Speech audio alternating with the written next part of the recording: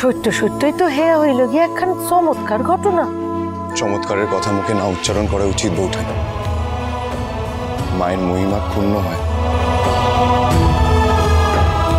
তবে হ্যাঁ বৌঠান, নিজের চোখে যা দেখেছি তার জন্ম জন্মান্তর ভুলতে পারবো না।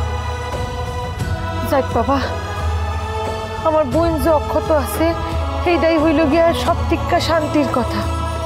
ঠাকুর আইসুই যখন বসো, বোনের কাছে বসো। ভবানী, তুমি এখন কেমন বোধ করছো? ভালো। আস্তে আস্তে।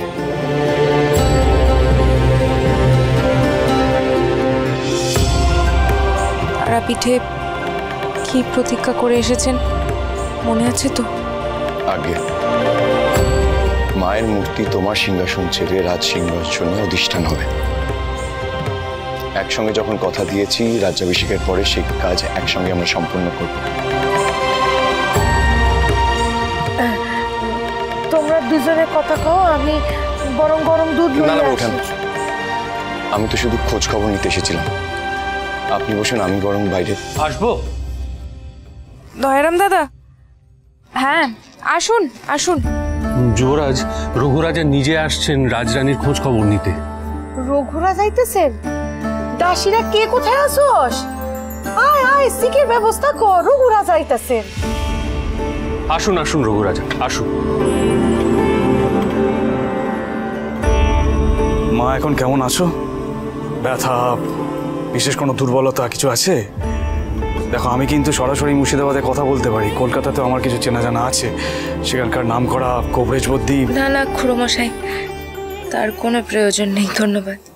রঘুরাজা, আমাদের ভবানী বৌঠান বীরাঙ্গনা, তাকে সহজে টলানো সম্ভব নয়। খুড়োমশাই আপনি দয়া করে বসুন, আমি ব্যবস্থা করি। না না মা, না না, তুমি বিশ্রাম নাও, শুয়ে থাকো শুয়ে থাকো, উঠো না। রামকান্ত, আগে রঘুরাজা। এরকম একটা কাণ্ড ঘটাবার দুঃসাহস কে করলো সেটা জানতে পেরেছো? না রঘুরাজা, আমি কাউকে দেখিনি, তবে আমার ধারণা সেই তীর আমার দিকেই আসছে। রাজরানী নিজের গায়ে নিয়ে আমার প্রাণ বাঁচিয়েছে।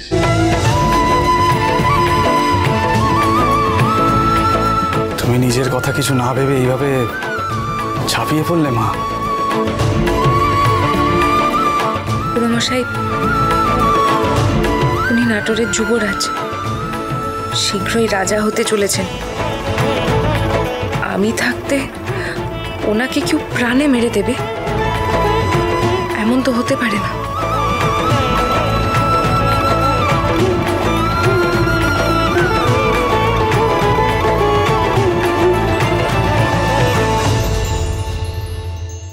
রাজ রাজেশ্বরী রানী ভবানী, প্রতিদিন রাত 8:30টায় স্টার জলসায়।